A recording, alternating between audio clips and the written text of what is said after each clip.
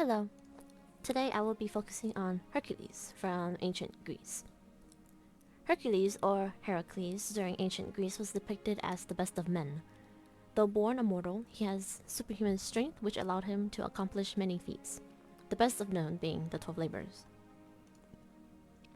In this first image is the statue of the Farnese Hercules, made by Glycon of Athens.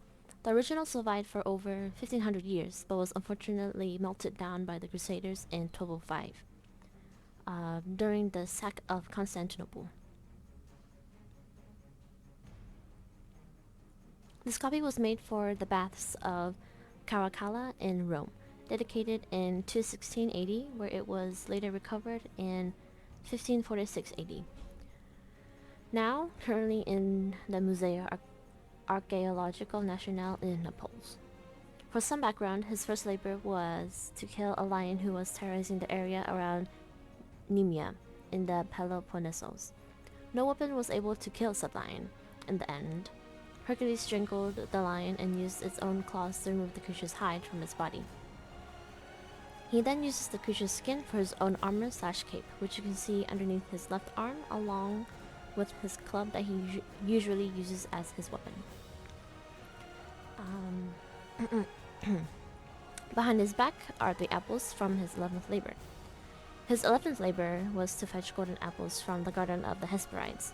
Though there are many versions of how Hercules had actually gotten the apples in the end, all that matters was that he completed the labor. Going back to this first image. Upon further examination of the statue, Hercules' eyes are downcast, showing weariness from his accomplishments. His composition also indicates that he is in a resting position from the way he is leaning on his club, and also the hinge from his hips. The hinge from his hips creates a more emphasized look of his dependence on the club to hold up his weight. Continuing on. This next statue is Heracles, which was made of gilded bronze and found in 1864 under the courtyard of Palazzo Pio Righetti in Campo. Its artist is unknown, but it was stated to be created around the 2nd and 3rd century AD. When it was found, the statue was covered in slabs engraved with the letters FCS, Fulger Conditum Sumanium, meaning here is buried a Sumanian thunderbolt. Most likely referring to how the statue was continuously struck by lightning. Standing at an intimidating height of almost 4 meters, the young Hercules stands in a relaxed position with his club in his right hand. On his forearm seems to be a connection to his hip, most likely to have more support to keep the statue upright. On his left arm is the lion hide from his first task. His left hand, however, is empty, but is recognized that he is holding, or he is supposed to be holding, the golden apples from his 11th task.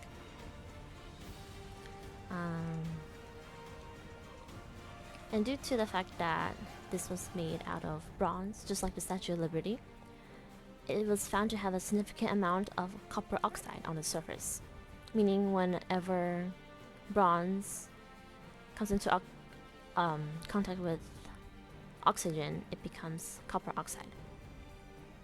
The lion cape on the arm was found underneath the statue at first. It needed to be, and the cape had a cast created for the cape, so that it can be connected seamlessly in the first image. The same thing will be needed for its ankles, as you can see here. And finally, it has completed its restoration.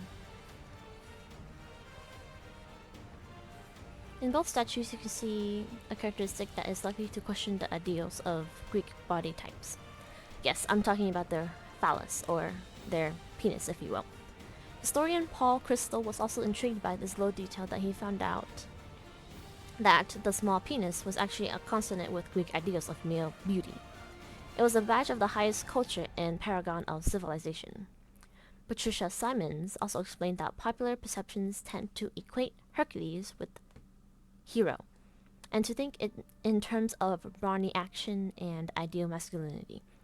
However, this ideal masculinity, as Thomas Van Nortwick writes, he writes differently about how male masculinity is seen during these ancient times. He explained how Odysseus never breaks his identity, enduring namelessness to hoard power. He also does not tell his wife of this secret, quoting that he exercises control over his own emotions in the face of her despair. Soon after, Norwick says most of the male heroes are conspicuous examples of these masculine traits. He doesn't really describe said heroes to be masculine in any way, but really to be mentally strong and persistent in order to achieve their goal. Thank you. And these are my sources. Thank you, bye!